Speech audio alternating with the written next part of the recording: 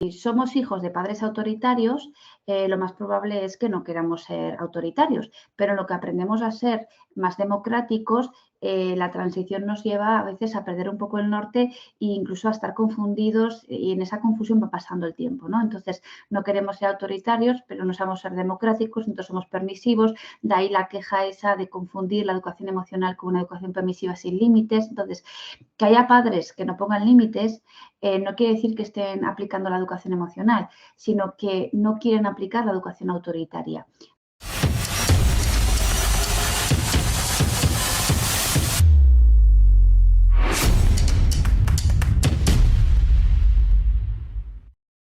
Hola, bienvenidos a Nueva Educación, el podcast de Coavi para padres, docentes y todas las personas interesadas en el sistema educativo y en el desarrollo de los niños y los jóvenes. Hoy tenemos una invitada muy especial. Ella es Leticia Garcés, pedagoga y orientadora familiar, experta en parentalidad positiva y educación emocional, y en 2010 fundó el Centro de Orientación Familiar Padres Formados, desde donde se dedica a formar padres y madres para que lleven a cabo una educación emocional consciente y respetuosa. Es escritora, ha participado en revistas, en radio, es decir, tenemos entre nosotros una eminencia, así que bienvenida. Muchísimas gracias, estoy encantada de poder participar en espacios donde se puede hablar y compartir ideas y aprender juntos, porque al final la educación viene a ser eso, juntarnos personas con inquietudes, compartir ideas, aprender unos de otros y, bueno, pues generar un poco espacios de reflexión. La idea de crear un sitio desde donde se hable de temas que de normal no se hablan en las tertulias y se han salido un poco del día a día. Entonces, bueno, empezamos. ¿Quién es Leticia Garcés? ¿A qué te dedicas? ¿Cuál ha sido tu camino hasta aquí? Cuéntanos un poco sobre tu vida. Bueno, yo me suelo definir como una apasionada de la educación, en concreto la educación dentro de la familia, las relaciones filoparentales, principalmente porque me considero mi principal alumna y además una beneficiada de haber incorporado la educación emocional dentro de mi familia, al ver que mis hijos ya adolescentes pues tienen muchas de las competencias emocionales que desde bien pequeñitos yo les he ido un poco pues enseñando mejor o peor, pero hemos ido aprendiendo. Un adolescente tiene que tener comportamientos de adolescente porque ese cerebro está en obra, se está desarrollando y entonces en ninguna familia pueden faltar conflictos. Lo importante es que podamos aprender de esos conflictos porque lo que nos hace mejores es precisamente poder vivir el conflicto como una oportunidad para madurar y para que las relaciones se puedan fortalecer. Con lo cual soy una apasionada de la educación, al mismo tiempo me he beneficiado de haberme formado como profesional en temas relacionados con la educación y la parentalidad positiva, porque veo los frutos en mis hijos y también los veo en muchos padres y madres que hace años acompaño también pues en mejorar sus competencias parentales. Perfecto. Nada, vamos a ver eso, vamos a ver si aquí podemos ir dando alguna información o algún consejo para eso, para que lo puedan aprovechar los padres que están en esa situación, que quieren aprender más, que quieren saber. Y sobre todo he visto un concepto que se repite mucho durante tu comunicación y es el de parentalidad positiva. ¿Qué es parentalidad positiva y en qué consiste? La parentalidad positiva puede tener muchas definiciones y, bueno, en principio es conocer cuáles son las necesidades básicas, tanto físicas como emocionales como afectivas de un niño o una niña en desarrollo e intentar desde la propia familia poder cubrir esas necesidades, entendiendo que hay distintos estilos educativos que se alejan de esa parentalidad que al final tiene que ver con los buenos tratos, con lo cual podríamos decir que consiste en ejercer todo buen trato que cualquier niño o niña necesita para desarrollarse, llegar a la adolescencia, poder hacer todo su desarrollo madurativo y llegar a la vida adulta con recursos emocionales suficientes como para enfrentarse de forma autónoma, autosuficiente y responsable pues a las adversidades, dificultades, limitaciones que se pueda encontrar, ¿no? Ese concepto de parentalidad a mí me gusta mucho porque es muy inclusivo, viene de la palabra parenting, pariente, no tiene nada que ver con paternidad, sino que ahí incluiríamos paternidad, maternidad, y entonces es como un concepto que tiene que ver con las competencias parentales, ¿no? Lo que todo padre y madre necesita mejorar, porque nacemos con la capacidad de mejorar, pero no nacemos con esas capacidades ya desarrolladas, ¿no? Como el cerebro, ¿no? Nacemos con la capacidad de desarrollar un cerebro que madurará entre los 20 y 30 años, pero no tenemos esas competencias ya desarrolladas. Con lo cual es un reto cada día ver en el comportamiento de nuestros hijos las carencias que tienen a nivel educativo para que nos podamos marcar objetivos y trabajar pues, a medio y largo plazo, ¿no? Nada que de inmediato, ¿no? Porque los niños necesitan madurar para poder integrar esos aprendizajes que queremos que adquieran. Y desde la posición de padre, ¿cómo aprenden a gestionar todo esto? ¿Cómo se puede aprender? Sí, ¿cómo aprende un padre y una madre a, bueno, pues a llevar a cabo esas funciones parentales desde el buen trato, ¿no? Primero entendiendo que no se trata de dejar a un lado la educación que hemos recibido como si no fuera buena, sino que se trata de fusionar la educación tradicional, la de toda la vida, con la educación actual, con lo que la ciencia nos va diciendo que es bueno para que ese niño o esa niña se desarrolle de forma óptima y saludable, ¿no? Entonces hay que fusionar dos educaciones, la que hemos recibido como niños, la antigua, la tradicional, la que todavía se está bueno, pues recomendando con justificaciones como toda la vida ha sido así, tampoco hemos salido tan mal, hoy en día los niños son, yo en mis tiempos. Entonces hay como una nostalgia, un miedo al cambio de decir, bueno, pues yo no quiero soltar eso que me da seguridad porque lo que conozco me da seguridad, ¿no? Pero curiosamente en otros aspectos de la vida no tenemos ningún problema en adaptarnos a los cambios, ¿no? A la tecnología, cambiamos de móvil, cambiamos de coche, cambiamos de casa. Cambiamos de lugar de vacaciones porque nos gusta innovar, cambiamos de restaurante porque nos gusta probar cosas nuevas. Para los cambios, todo lo que es placentero, ¿no? Y de disfrute, no tenemos ningún problema en vivir la experiencia, ¿no?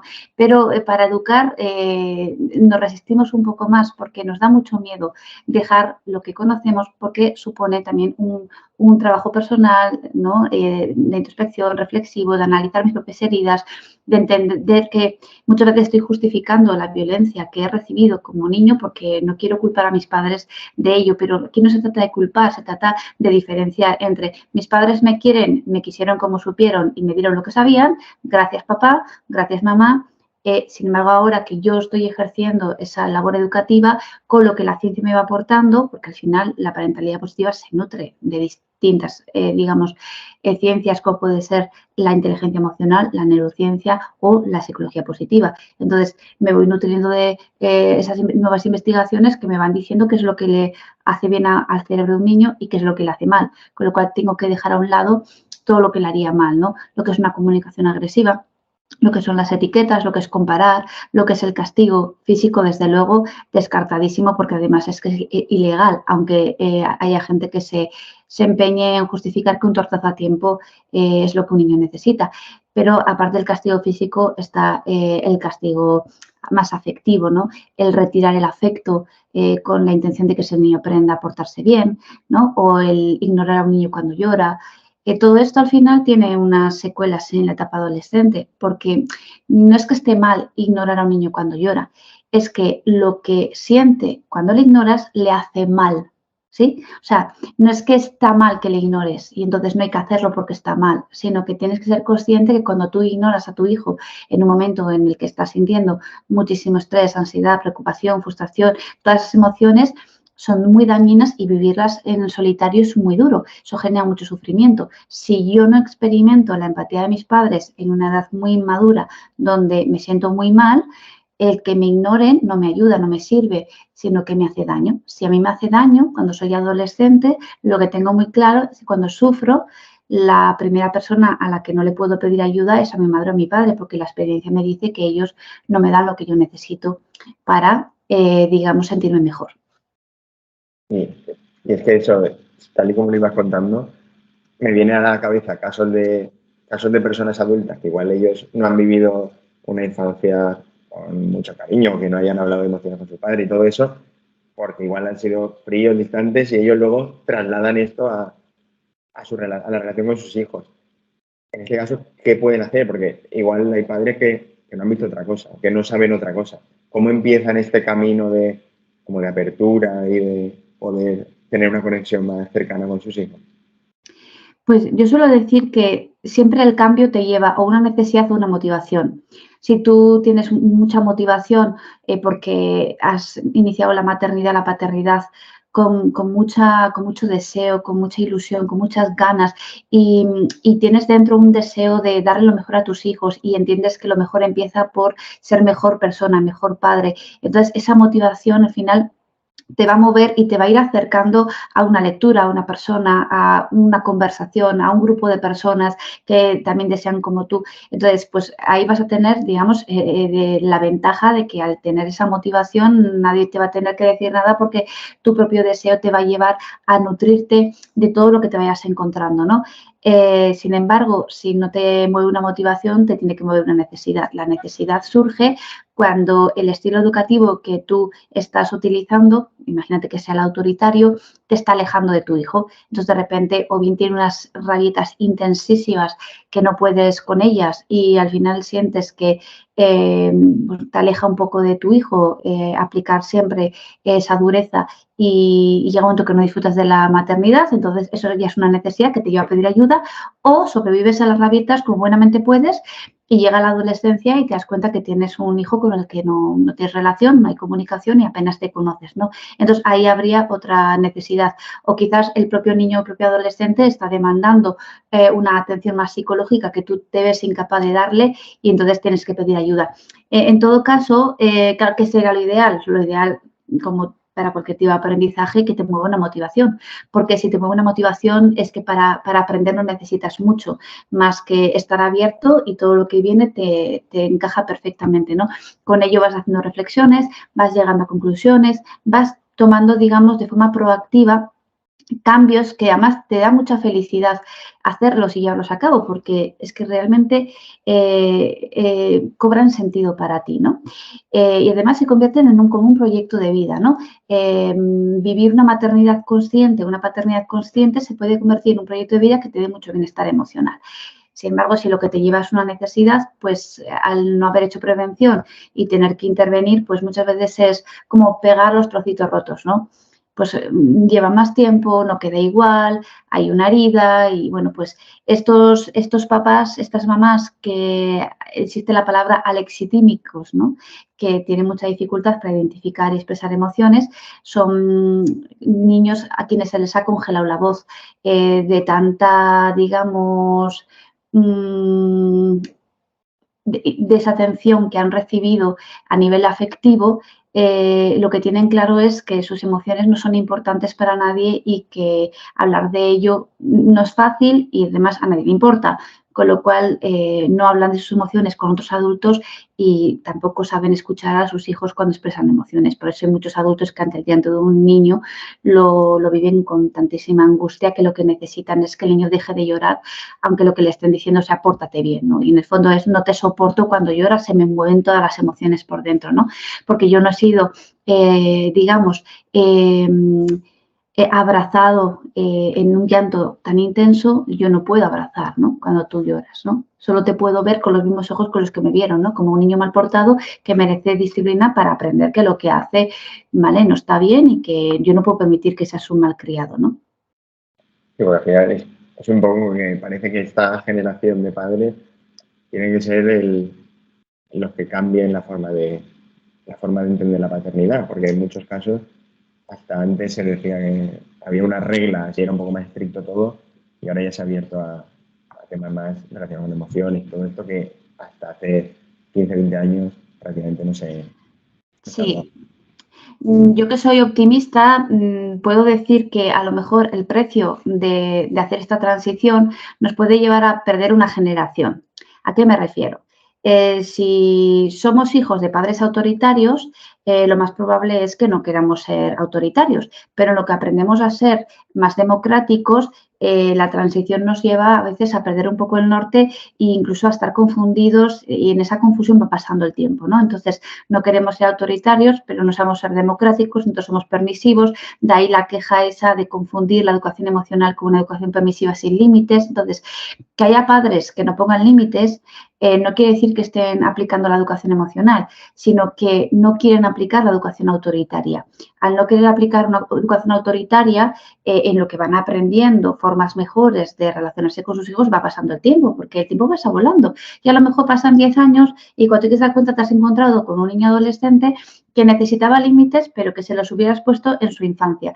Pero como en su infancia tú estabas en esa crisis digamos, de transición, de entenderte, de conocerte, de saber que lo único que no querías era ser violento con tus hijos, pues en lo que aprendiste a poner límites de forma asertiva se pasaron los años, ¿no? Entonces, es posible que en este aprendizaje, en esta transición de no querer ser autoritarios, y eso nos lleva, en lo que aprendemos, a poner límites con amor y firmeza, ¿no? Pues nos lleva a que quizás hay algunos niños que llegan a la adolescencia sin demasiado acompañamiento, ¿no? Entonces, sí que entiendo esa queja de algunas personas que dicen, hoy en día los adolescentes pues son muy blandos, son de cristal, no tienen tolerancia a la frustración, pero eso no es por la educación emocional, sino eso es por padres y madres que no queriendo educar de forma autoritaria, en lo que están aprendiendo a educar de forma asertiva, se ha ido pasando el tiempo y esos niños han ido creciendo sin unas bases seguras.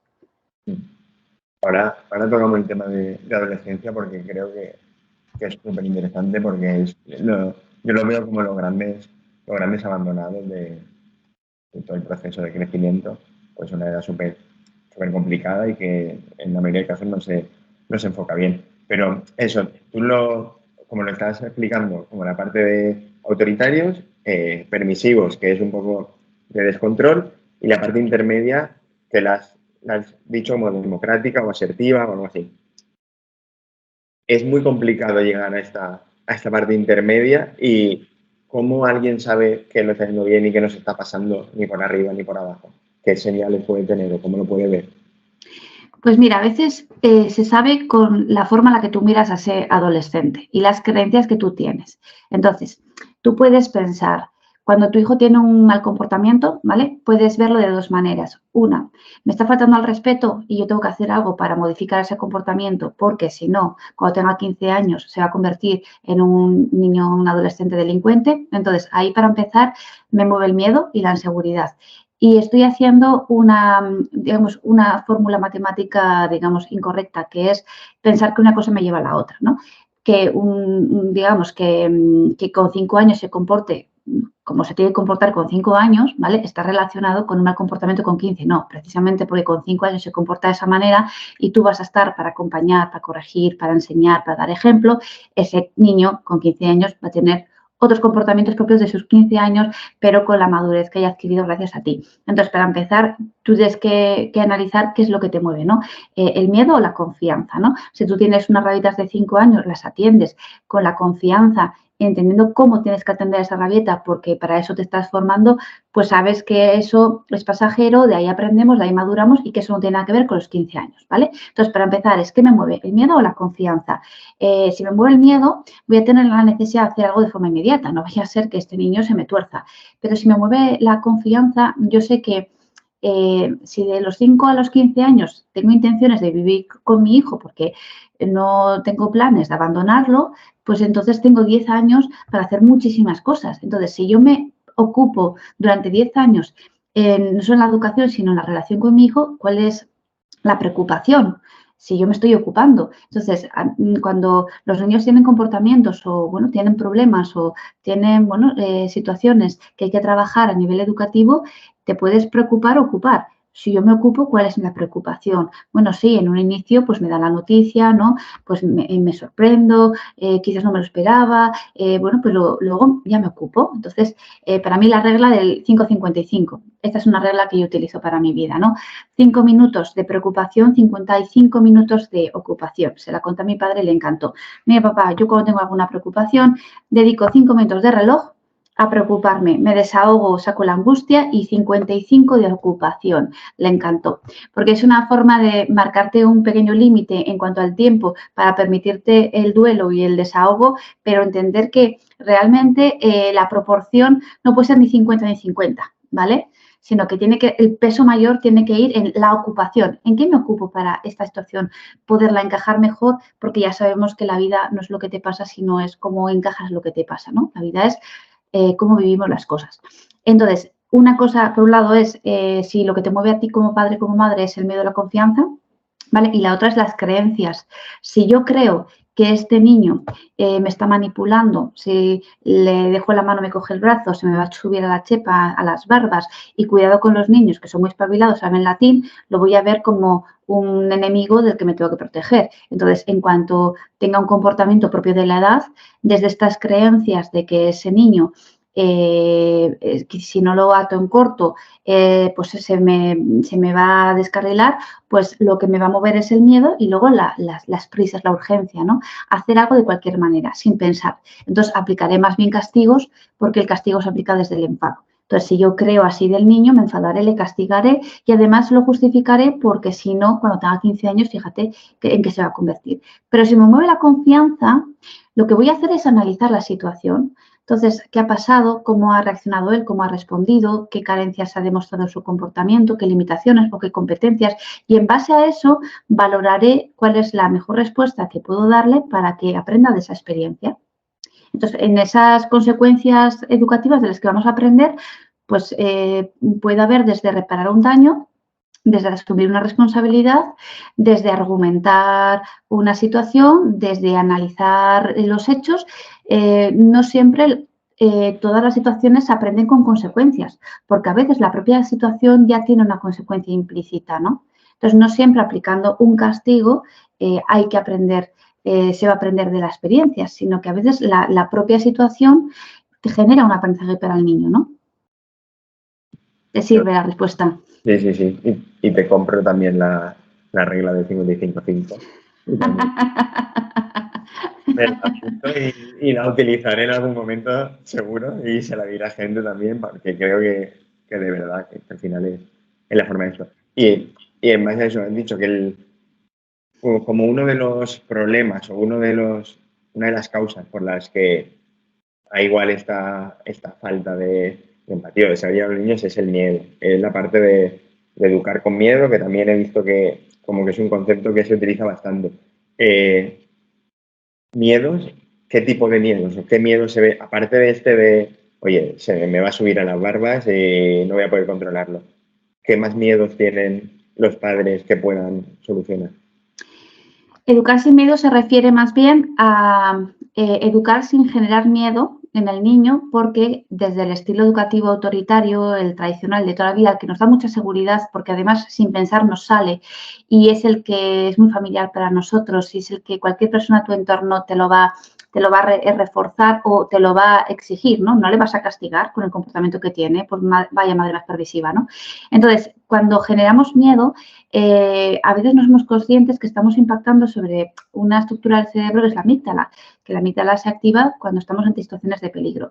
Entonces, nos interesa mantener esa estructura intacta sin casi tocarla para que cuando realmente el niño esté frente a un peligro lo pueda reconocer y la amígdala le ponga a salvo, ¿no? Porque si yo veo delante una amenaza, veo un perro que me está sacando los dientes, lo identifico como una amenaza, ya sé que no me tengo que acercar a jugar con él, ya sé que me tengo que alejar un poquito para protegerme de ese momento en el que él me percibe a mí como una amenaza y me va a atacar.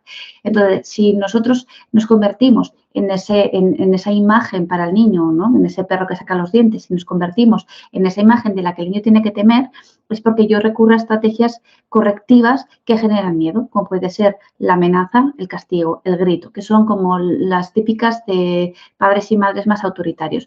Ojo, que no somos un único estilo, sino que vamos variando durante el día, porque generalmente el que ha tenido padres autoritarios probablemente no quiera replicar el mismo estilo educativo, empieza el día con mucha paciencia, con mucho cariño, con mucho amor, durante el día va perdiendo las fuerzas, porque en realidad todo es con mucho esfuerzo personal, va abriendo las puertas, de repente llega la noche, tengo hambre, estoy cansada y lo que me sale precisamente es lo que tengo dentro, es todo lo que he contenido durante el día, ¿no? Porque en realidad lo que yo estaba haciendo no era natural, era más bien artificial.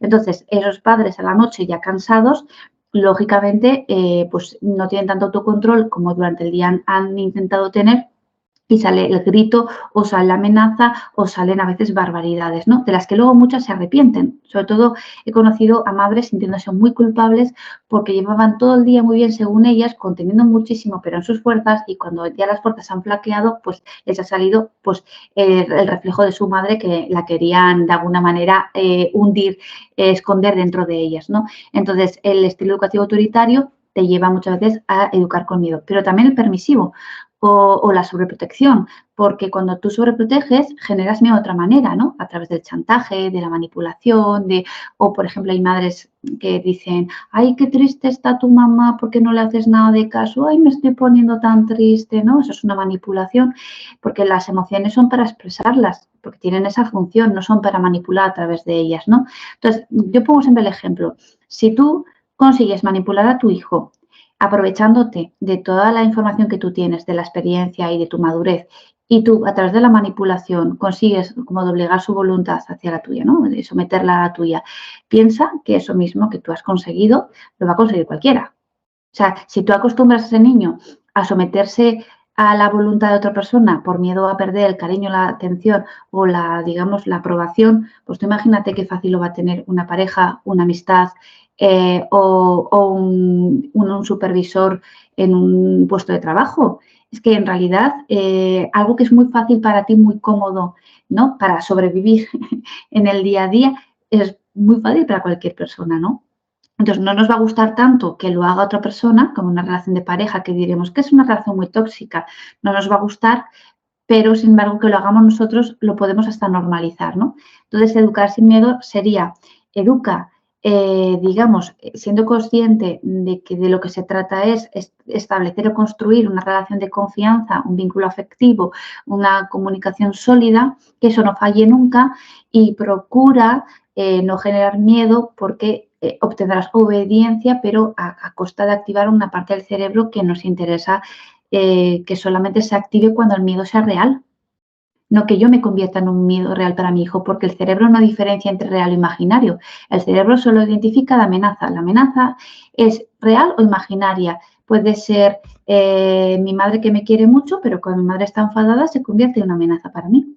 Entonces el cerebro lo que hace es proteger al niño, activando, digamos, pues generando niveles altos de cortisol para ponerse a salvo. Me parece brutal. Lo que pasa es que la primera parte, lo que me deja un poco pensando es, como en la primera parte cuando has dicho que pues, una madre, un padre va perdiendo la fuerza de voluntad a lo largo del día y empieza siendo muy permisivo y acaba saliendo la realidad o lo que lleva dentro. Claro, lo veo que es muy complicado mantener una máscara o hacer el papel de alguien que no eres tú durante todo el día, durante 20 años.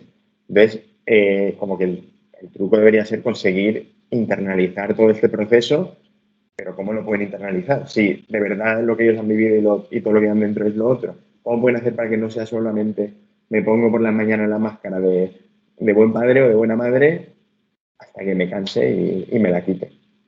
Sí, los primeros años, como o sea, es un entrenamiento, al final te estás conociendo y estás viendo pues hasta dónde toleras la frustración, cómo llevas el llanto, cómo llevas las rabietas, te estás como conociendo y también viendo pues cuáles son tus, digamos, tus talentos, cualidades, capacidades, porque también, pues bueno, pues si ese niño lo educa un padre y una madre, pues se irán complementando, porque pues probablemente uno a lo mejor por la mañana tenga más paciencia y el otro más por la noche, ¿no? Pues bueno, ahí hacen equipo. Pero, claro, de lo que se trata es de convertir esto en algo natural. Por eso decíamos que probablemente se pueda perder una generación en el camino, porque las personas necesitamos tiempo para poder hacer cambios significativos, ¿no? Pero hay que empezar por la mirada, porque si yo por la mañana tengo que atender a mi hijo, la alternativa a los castigos no son las consecuencias, como se suele decir. Bueno, cada uno lo puede explicar como quiera, yo lo explico así. La alternativa a los castigos son los límites bien entendidos. Entonces, un límite no es que yo le diga a mi hijo que se vista. Un límite es que cuando yo le indico a mi hijo que se tiene que vestir porque tenemos que salir a las 9 de la mañana, que yo entienda que para mi hijo es muy difícil responder a mi indicación en tan poco tiempo, porque tiene que hacer una adaptación de una emoción muy placentera como es dormir, estar calentito y a gusto, enfrentarme a la pereza y a la desgana, ¿no? Y tener que activar toda una voluntad que no tengo desarrollada, que es la que yo de adulta quizás tenga cuando suena el despertador a las 7 de la mañana, pero ellos todavía no. Entonces, yo tengo que entender que el límite no es que yo le diga que se levante y se vista, sino que cuando yo le indico que se vista porque nos tenemos que ir, yo entienda que realmente ese niño no tiene la capacidad de poner todo un motor en marcha. Entonces, claro, él tiene que ir entrenando el calentar, pues como el calentador en casa por la mañana, que dices, pues si no sale el agua caliente, es que el calentador se tiene que calentar, ¿no? Entonces, el calentador de ese niño, ese motor de la voluntad, se va calentando a lo largo de los años. Entonces, a mí me encantaría poderle decirle algo y como un robot, darle un botoncito y que el niño pues, se levanta, se viste y nos vamos. Pero eso no va a ser. Y mejor que no sea, porque es que nos interesan muchas mañanas de puro entrenamiento realmente para generar lo que es dominio propio, voluntad, ¿no? Capacidad también de esfuerzo, de renunciar al placer inmediato. Al final, esto es una lucha entre neurotransmisores, entre hormonas, entre la dopamina y el cortisol, ¿no? Y entonces hay que entender que también hay una química ahí que a veces juega en contra. Entonces, ¿qué son los límites? Los límites es que yo entienda que mi prefrontal, que ya maduró a los 20 años, funciona un poquito mejor que el prefrontal de mi hijo de 5 años y que lo que a mí me corresponde no es enfadarme con él porque no tiene un prefrontal activado, desarrollado y por lo tanto no puede responder con la voluntad que a mí me gustaría, sino que yo tengo que poner mi prefrontal al servicio de la relación. Y eso significa que en muchos casos, depende de la situación, yo tendré que iniciar la acción. ¿Por qué? Porque el cerebro aprende haciendo y no entendiendo para hacer. Entonces yo le diré, bueno, pues mira, como quiero que lleguemos pronto al colegio, te voy poniendo el calcetín y poco a poco le iré animando a que se ponga el otro y un día no se querrá vestir, pero al día siguiente lo volveré a intentar y al día siguiente y pasar una semana, 2 meses, 3 años, 3 años. Y cuando hayan pasado 3 años, el cerebro de ese niño tendrá súper integrado que cuando a mí se me da una indicación, aunque me resista y no quiera, voy a acabar haciéndolo aunque no quiera. ¿Por qué? Porque es bueno para mí, aunque yo lo vea como algo negativo. Entonces, los niños aprenden haciendo una y otra vez lo mismo, aunque no lo hagan desde su propia voluntad, aunque lo tengan que hacer con la voluntad del adulto. Entonces, este proceso, habrá días que me enfadaré más, días que me enfadaré menos, pero ese enfado es legítimo y tiene que ver conmigo, no tiene que ver con el niño. No me enfada el niño porque no me hace caso, me enfado con la situación porque me resulta desagradable, porque si me hiciera caso, todo fluiría más, pero como no me hace caso, entonces tengo que poner más de mi parte. Pero cuando una y otra vez, una y otra vez, una y otra vez yo trabajo desde esta conciencia, entiendo que ese niño cuando esté enfrentándose a la pereza y quiera procrastinar porque tenga un examen al día siguiente, tendrá la capacidad de renunciar al placer inmediato de jugar a videojuegos, ¿vale? Estudiar lo que le corresponda con desgana, pero con voluntad, porque nadie estudia con ganas, a no ser que estudies lo que has elegido y te fascine, entonces tendremos ahí una voluntad en funcionamiento y yo solamente llegaré a supervisar. Para que eso suceda en la adolescencia, yo necesito enseñarle al niño a través del acompañamiento y la acción una y otra vez que lo que es bueno, aunque no nos guste, se hace desde la emoción que sea, desde la pereza, desde la desgana. Entonces, te vistes como puedes, desgana o desganado, ¿no? Te pones los zapatos como puedes, tampoco vas a estar dando brincos de alegría. Ahora, si yo te digo que nos vamos al parque o nos vamos al cine y te fascina ese plan, pues bueno, a los 15 segundos va a estar en la puerta. ¿Sí? Me alucina porque aparte me gusta todo el traslado que tiene de la neurociencia, de ver todo desde, oye, esto pasa por esto, porque no tienen el prefrontal desarrollado aún, porque no han trabajado, como de, oye, es una forma de que los padres de verdad no entiendan el por qué mi hijo se levanta y no me hace ni caso. Entonces, puede ser una parte muy interesante para que empiecen a ver el porqué de muchos comportamientos o el porqué de muchas decisiones que toman o de cómo tienen que llevar esta evolución. Me parece esa parte imprescindible y que creo que se habla poco. Al final muchas veces se dice que las cosas son así o que tienes que hacer esto, pero no hay una explicación detrás. Sí, por eso muchos papás, muchas mamás, cuando deciden formarse, o bien por una necesidad o bien por una motivación, empiezan a entender a su hijo y cuando lo entiendo, lo atiendo mejor. Y de hecho muchos papás o que vienen al centro, a la consulta, a la formación, se dan cuenta que, bueno, aunque venían con la idea de cambiar a su hijo porque parecía que era el que tenía el problema, al final se han dado cuenta que mirando a sí mismos y cambiando su mirada, pues realmente tienen un hijo completamente normal, sin ningún problema que resolver, sino que en todo caso tienen pues un reto educativo por delante, ¿no? Es un poco la mirada, cómo miramos al niño, cómo miramos al adolescente, ¿no? Muchas veces al adolescente se le mira con desprecio, se le mira de forma despectiva porque estos adolescentes son rebeldes, no hacen lo que quieren, no quieren estudiar, veía futuro, y estás todo el tiempo replicando probablemente un discurso que tú también lo has recibido en tu adolescencia. Hay que cortar con eso, ¿no? Entonces hay que empezar a hablar de comportamientos, en lugar de etiquetar a la persona por un comportamiento que encima es pasajero. Vale. Y esto ya entrando más de lleno en el tema de los adolescentes, que como muchos padres, o por lo menos con los padres que están hablando, sienten que llega un punto en el que se les escapan. Que dicen, vale, no sé en qué momento ya ha dejado de ser mi hijo, mi niño que estaba conmigo y se me ha escapado, ya no conozco a mi hijo, ya no sé cómo atenderlo, no sé cómo llegar a él. ¿En qué momento te das cuenta de eso y cómo puedes evitarlo o no, ya no evitarlo, sino acompañarlo pues, en este encontrar su nueva personalidad, encontrar su sitio en el mundo, pues en todo este proceso de la adolescencia y preadolescencia que es tan traumático para algunas familias? Sí, entiendo. Mira, antes hablamos de que hay que educar sin miedo, ¿vale? Y entonces también hay que educar con confianza. Cuando tú educas con confianza, lo que sabes es que como tu hijo o tu hija es un ser totalmente independiente a ti, que este es un principio de parentalidad que a mí me gusta explicar, ¿no? Mis hijos llevan mi apellido, pero no me pertenecen a mi familia, pero no me pertenecen a mí, no son de mi pertenencia, pero sí que tienen, digamos, un lugar en mi corazón, ¿vale? Pertenecen a mi corazón, pero no me pertenecen a mí, son seres independientes, ¿no? Entonces, cuando yo tengo claro esto y ellos van desarrollándose y va desapareciendo esa idea de hijo que yo a lo mejor he idealizado, tengo que hacer un duelo personal. Y este duelo, con hacerlo hacia los 6 años, va bien, ¿no?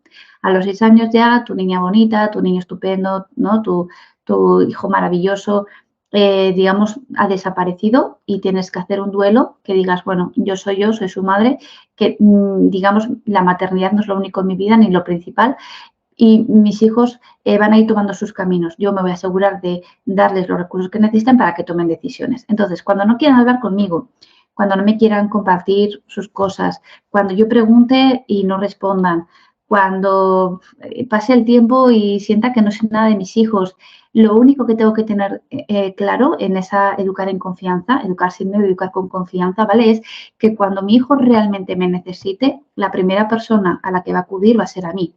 En realidad, la autonomía de la que hablamos es para que los niños sepan que la primera persona en la que pueden confiar es en ellos mismos.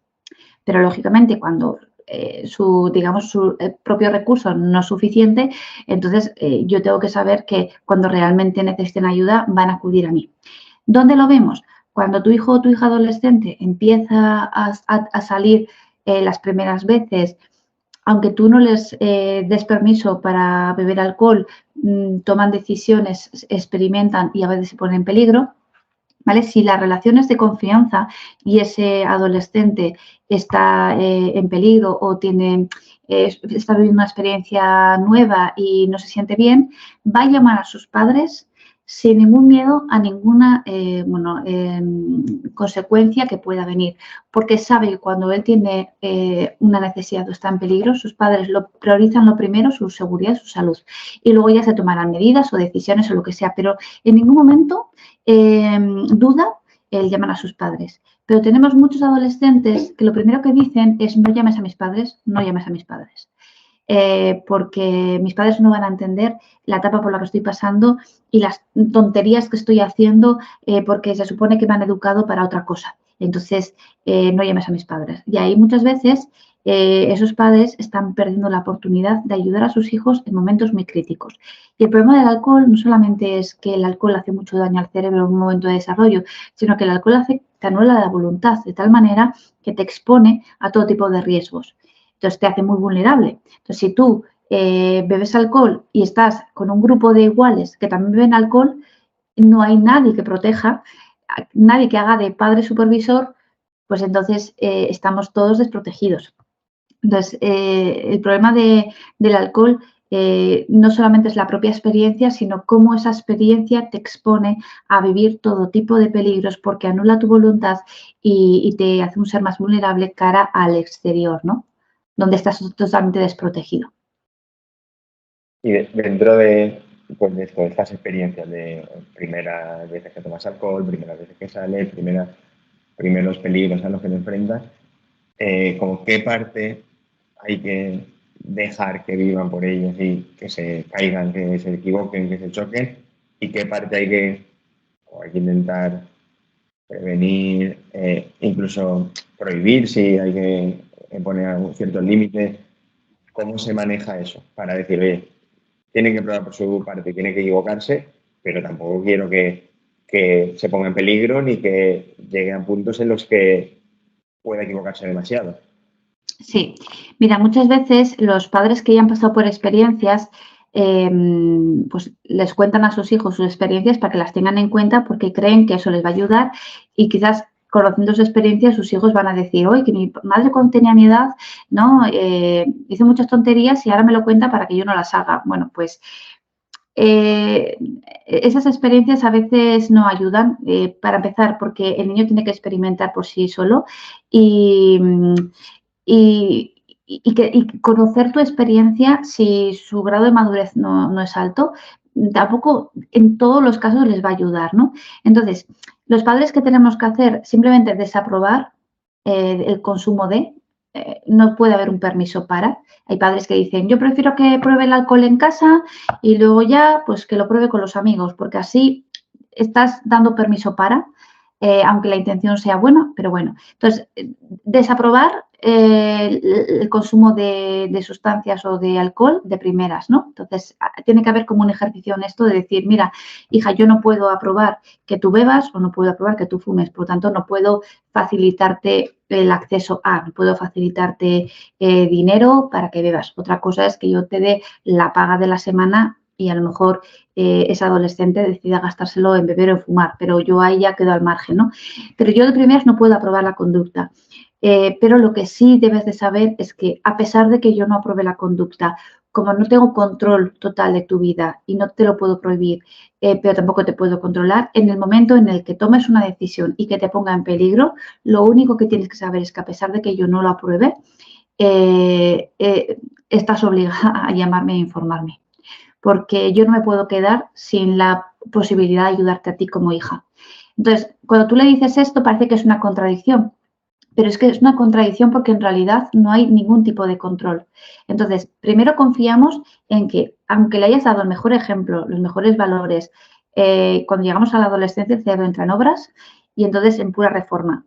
Entonces, ese adolescente, a pesar de todos los valores que tú le hayas dado, le va a faltar autocontrol, va a tener un deseo mayor de integrarse en el grupo de iguales, que será aceptado por sus padres, va a querer ser aceptado por el grupo y para eso va a tener que hacer cosas que hacen los adolescentes, porque cuanto más me parezco a la figura adulta de soy responsable, hago lo que debo, más me alejo del grupo de iguales, ¿no?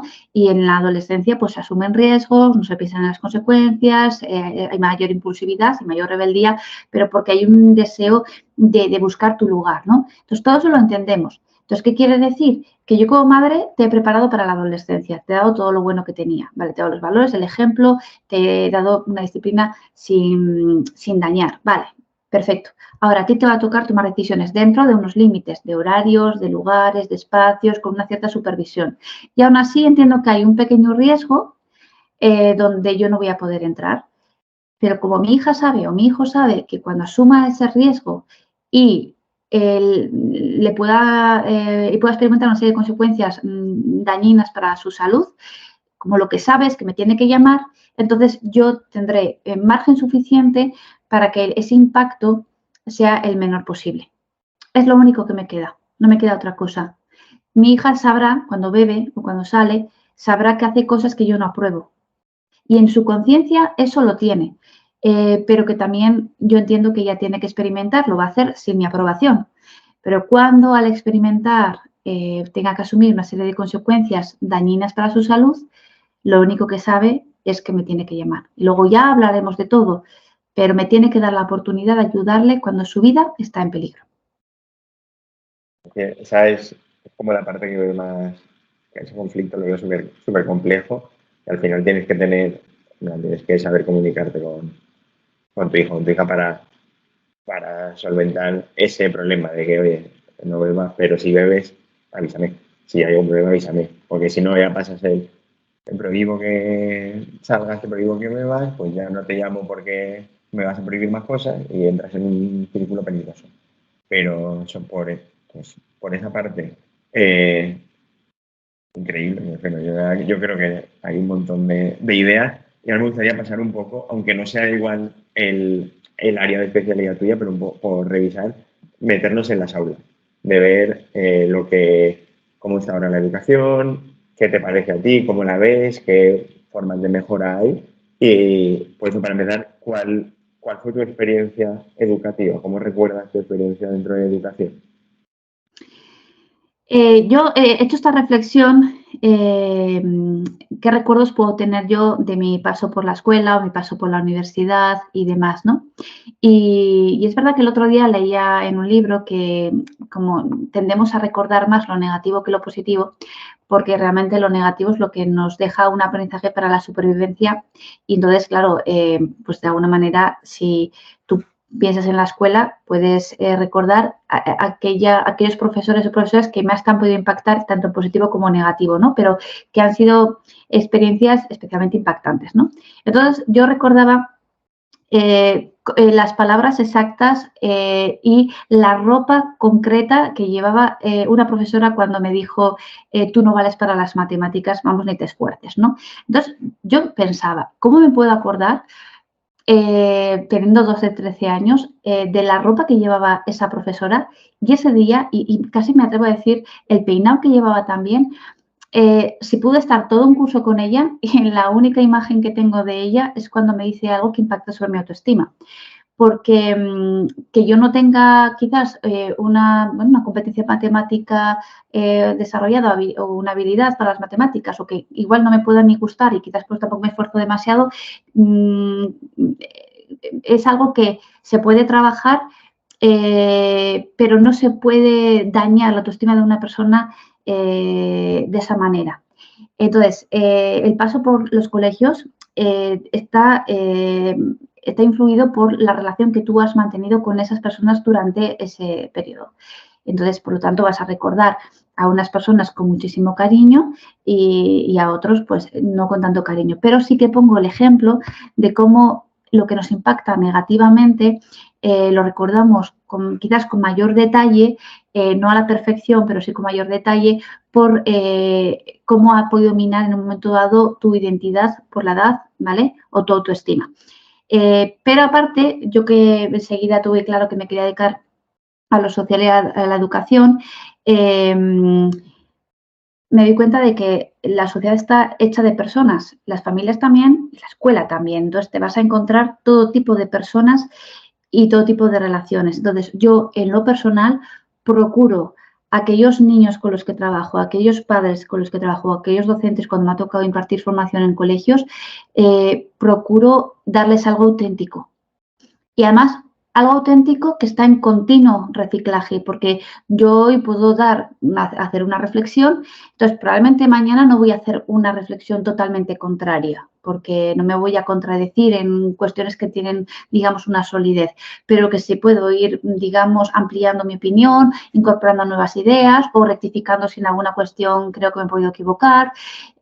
Pero al final lo que tienes que ofrecer a las personas, tanto en la familia como en las aulas, es autenticidad y es una admiración hacia digamos, el proceso madurativo de esa persona. Quien está delante tuya tiene un cerebro que está continuamente madurando.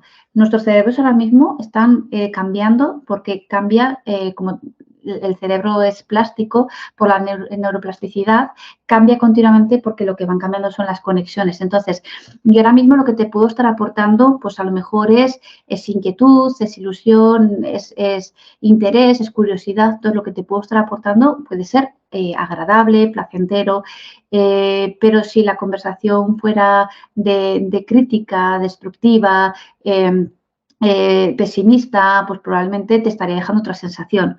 Entonces, claro, hay una responsabilidad de ser, por un lado, auténticos, de ofrecer algo que está en continuo reciclaje, que no cambia radicalmente en la esencia, pero que sí va transformándose y que, a poder ser lo que aportas a los demás, sea lo suficientemente positivo o constructivo o favorable como para que su cerebro pueda desarrollar favorablemente. Pero, pues ahí lo que has dicho, lo de los momentos estos que nos marcan, siempre me he planteado eso de, igual hay gente que recuerda algún momento que tú le hayas marcado igual desde de pequeño y diga, me acuerdo cuando Leticia me dijo esto en el 98 y eso no se me olvida en la vida. Y eso siempre me ha dejado un poco ahí marcado. Pues mira, tengo una experiencia reciente. Me escribía una madre que lleva un montón de años formándose conmigo, pero no te exagero si te digo 10 o 12, y ya su hija es adolescente, ¿no? Entonces me contaba una conversación que habían tenido las dos, pues donde la hija veía que los adultos en general no se hablaba mucho de emociones, ¿no? Y la hija adolescente le decía algo así como todos deberían de ir con Leticia, ¿no? Porque claro, asocia mi figura a la educación emocional que su madre ha ido aprendiendo y que a su vez le ha ido transmitiendo a ella, ¿no? Entonces, entiendo lo que quieres decir, porque es verdad que cuando tú tienes una experiencia agradable con respecto a la expresión emocional, valoras, lo valoras en ti y lo identificas en los demás cuando tienen esa carencia, ¿no? Fíjate cuánto sufrimiento por no poderme expresar lo que siente, ¿no? Sí. Y, a ver, cambiando un poco. Al final es lo mismo, pero visto de otro punto de vista. En el tema del sistema educativo, tal y como está ahora planteado, tal y como se enseña en la mayoría de centros, ¿cuál es tu opinión? ¿Cómo lo ves? Me encanta la pregunta. Yo no hago una lucha, no soy activista, no me considero activista de un cambio social. Me considero activista de mi cambio personal. Entonces, me preocupa poco, entiéndeme, cómo está el sistema educativo, porque preocupándome por el sistema educativo es que no va a cambiar nada, ¿no? Entonces, mi labor, la tengo clara, es desde donde estoy, acercarme a otras personas o aceptar entrevistas como esta, porque me parece que todo lo que cada uno hace desde donde está en favor de la sensibilización puede mover conciencias y puedes estar generando cambios en otras personas o favoreciendo el cambio de otra persona. Entonces, el sistema educativo en algún momento estará bien, no lo sé, pero esa no es mi lucha. Mi lucha es que cuando yo estoy con un padre, una madre, un niño, un adolescente o un docente, y en ese momento me toca el rol de formadora, aportarles una formación lo más rigurosa posible, lo más científica posible, pero a su vez lo más sencilla posible para que pueda ser aplicable, ¿no?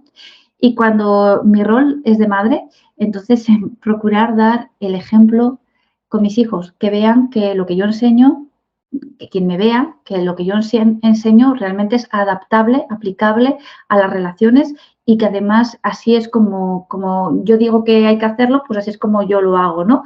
Que realmente el ejemplo pueda respaldar, digamos, lo que yo predico, ¿no? Entonces, desde ahí yo no tengo mayor lucha. Todo mi tiempo, mi esfuerzo está dedicado a procurar ser esa madre que digo que los niños necesitan tener en cuanto a la relación, ¿vale? Hacer lo que creo que es bueno para ellos, para su desarrollo.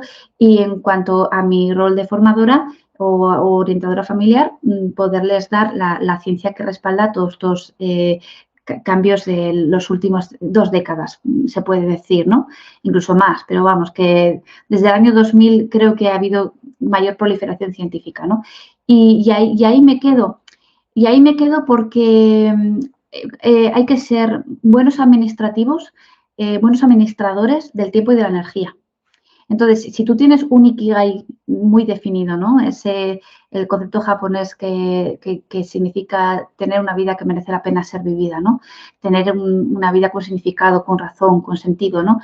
Tú tienes un Ikigai muy, muy definido, en mi caso lo tengo hace muchos años muy definido, entonces ahora te tienes que convertir en buena administradora de tu proyecto de vida. No vaya a ser que de no administrarlo bien, ¿vale? Te quemes y dejes de ser una luz en este mundo. Entonces es una responsabilidad. Por eso yo activista no me considero, pero que activa diario, a tope. Entonces activista no, pero activa sí, activa, proactiva. No, me encanta el enfoque, porque al final no voy a gastar una energía innecesaria en algo en lo que no es tu foco, en lo que no puedes actuar y eso. Pero ahora voy a, desde Coavi, uno de los objetivos que tenemos no es llegar aquí y levantar el sillón y cambiar todo lo que hay ahora en la educación, sino ver cómo podemos complementar un poco la parte educativa. Aunque no sea tu foco, pero como sé que estás metida en toda esta parte, si pudieras decir, oye, pues me gustaría que se cambiaran esas tres cosas, aunque yo no lo vaya a hacer o crea que es algo muy utópico, ¿qué te gustaría que se pudiera cambiar? Tres cosas, te lo digo rápidamente. Incorporar la asignatura de educación emocional en todos los colegios públicos concertados de España, en las 17 comunidades, ¿vale? Esto supone económicamente un reto, ¿vale? Claro, aumentar, disminuir el ratio de alumnado, disminuirlo por aula. No se pueden tener en bachillerato aulas de 33 adolescentes, como hay, o ratios de 28 en primaria, bueno, como hay. Y aumentar el número de profesorado, el número de profesores, porque hay veces que el profesorado está sobrecargado. Entonces, aunque tengamos una asignatura de educación emocional, ese profesor que está sobrecargado, cuando tenga que gestionar un conflicto, lo va a gestionar pues, desde la frustración, desde la rabia, desde las prisas, desde el estrés. Entonces, lo que hemos aprendido en la clase de educación emocional, pues lo desaprendemos por el trato recibido precisamente con falta de autocontrol, autorregulación y falta de empatía. Entonces, la teoría no se complementa con la práctica, ¿no? Entonces, si yo meto una asignatura de educación emocional dentro del currículum, que puede ser, que siempre ha habido un espacio para la tutoría, ¿no? Pero la tutoría es un poco para hablar, a veces hay quien tiene un tema más estructurado y quien no. Bueno, pero hagamos la asignatura de educación emocional que ya existe en varios colegios y hay programas y hay ya mucho material que se puede adaptar. Claro, para eso tienes que formar al profesorado. En lo que formas al profesorado, vamos a meter más profesores en las aulas y luego vamos a bajar el ratio. Vamos a hacer las cuentas, ¿y qué hacemos con una cuenta tan costosa? Pues habrá que tomar medidas. ¿Qué tanto priorizo la educación? Porque si quiero una educación de calidad, tiene que ser a base de pagar a recurso humano. Esto no va de meter ordenadores en las aulas solamente, va de meter personal humano. Y al tener tanto profesorado, pues en los que vamos formando a unos, metemos a otros. Y bueno, es un poco la idea, bajar también el estrés del docente, cuidarlo un poquito más, tenerlo con mejor salud, porque el docente, aparte de profesor, tiene vida, tiene hijos, tiene familia, tiene padres enfermos, tiene duelos, tiene cosas. Entonces, el docente no se nos puede quemar. A mí me pasa, de que tengo gente muy cercana, tengo amigos míos que son profesores y que, vamos, que yo tengo un orgullo a veces de ver lo que hacen y cómo lo hacen, pero muchas veces hablando con ellos te dicen es que no llego, es que quiero hacer todo esto y me tengo que quedar en el paso 1 porque no tengo tiempo, no tengo recursos, no tengo apoyo de hacer todo. Y dices, madre mía, tienes ideas totales, se nota que te encanta tu profesión, se nota que te encanta lo que puedes hacer y sabes todo lo que podrías hacer y no puedes hacerlo y como es una lástima que se pierda talento, o que se queme a ese tipo de personas que han entrado con una ilusión bestial de conseguir cambiar la educación por esto, por falta de recursos, por falta de apoyos, por tener una cantidad de niños que no puedes atender como se deberían. Entonces, por ahí, ojalá, vamos, ojalá pudiera coger y estos 3 puntos que han dicho por lo menos, poder darles una vuelta. Claro, Transformar. claro. Por eso no soy activista. Sí, no, claro, porque estamos hablando de cosas que no se pueden cambiar de la noche a la mañana ni en una legislatura ni en una década. No, y que no interesan. O sea, en realidad, si interesase, yo sé que sí que no es un problema de dinero. O sea, que cuando tú quieres algo, haces por poder.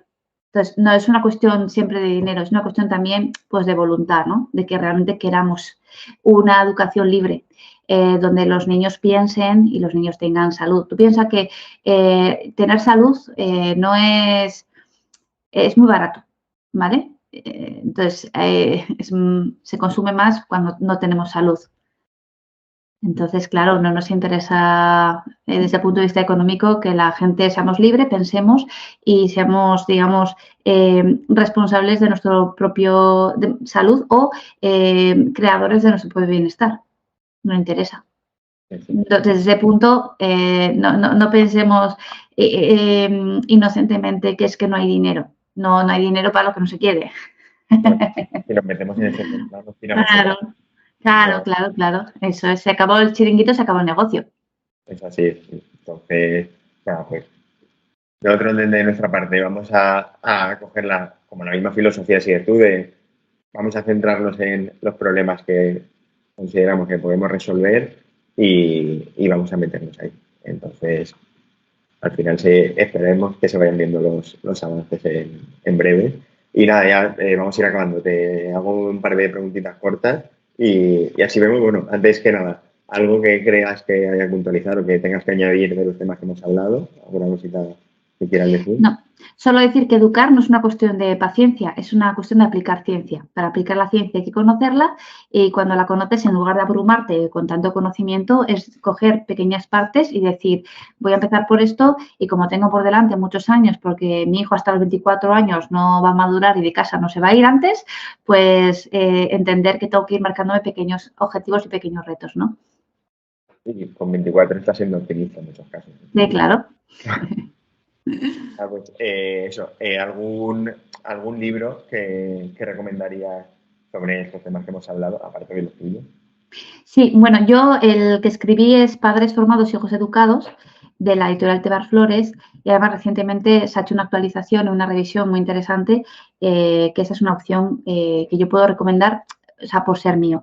Aparte, hay una guía que yo suelo entregar, que es la guía Educar sin Miedo, que son 100 frases que decimos los padres que nos consideramos normales y aún así las decimos porque se han dicho toda la vida y entramos en automático y las decimos.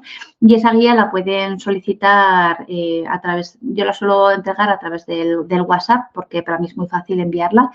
Y entonces, bueno, pues me la pueden pedir en mis redes de Padres Formados o en la página web de padresformados.es. Si alguien la quiere, pues la podría solicitar. Y si tuviera que recomendar un libro, ¿vale? Recomendaría un autor, ¿vale? Y un libro. Autor, podría recomendar a Rafa Guerrero, que es un autor además que apreciamos mucho porque lo hemos tenido como invitado en un par de congresos que hemos hecho en Navarra y es un autor de referencia en la actualidad. Como una persona de referencia, recomendaría a Rafael Vizquerra, que es, digamos, el que consideramos padre de la educación emocional a nivel internacional y hoy en día sigue trabajando desde la difusión porque su ikigai en su jubilación sigue siendo sensibilizar y difundir la educación emocional. Y como libro recomendaría El cerebro adolescente de David Bueno.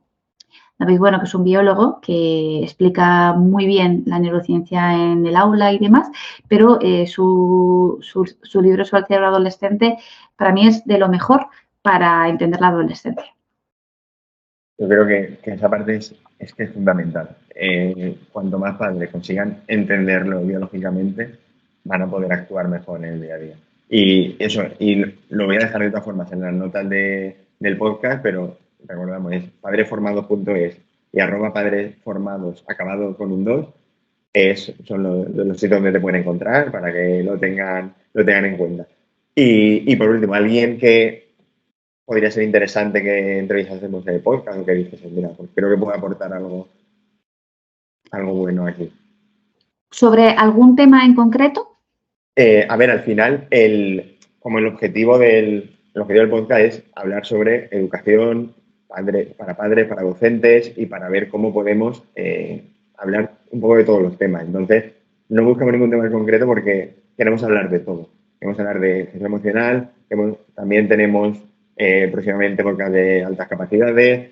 Es decir, queremos que pueda cubrir las necesidades o las inquietudes que tengan todos los padres o todos los docentes. Entonces, no queremos centrarnos en solo vamos a hablar de emocional o solo vamos a hablar de cualquier otro tema. Vale. Bueno, pues a mí me gusta mucho el psiquiatra Rafa Benito, que es un gran comunicador, aunque él se dedica más a la clínica, pero a mí me parece que escucharle es maravilloso y entonces pienso que él puede hablar desde la psiquiatría, todo el tema que tiene que ver con el trauma en la infancia y en la adolescencia. Y para hablar de suicidio adolescente, pues bueno, creo que él puede ser una persona muy valiosa. Le contactaremos a ver si puede guardar un huequecito. Y nada, pues por mi parte, encantadísimo. Creo que hay un montón de contenido de valor. Creo que hay padres que pueden sentarse con una libreta a escuchar esta hora y a empezar a tomar apuntes. Y nada, eso sobre todo, que los que de verdad quieran centrarse en este tema, quieran trabajarlo con más intensidad, que entren, que te contacten, que miren cosas, porque de verdad creo que puede ser un cambio importantísimo en la vida de los padres y sobre todo en la vida de los niños. Entonces, nada, por mi parte, muchísimas gracias, encantado y vamos hablando para cualquier cosita. Un placer, muy agradecida yo también por haber dado el espacio y haberme dado la oportunidad de poder compartir mis ideas. Perfecto, pues muchísimas gracias y nada, para los que hayáis llegado hasta aquí, por nada, de seguir el podcast, de seguir el canal, darle me gusta, compartirlo con los padres a los que veáis que les va a interesar y nada, muchísimas gracias.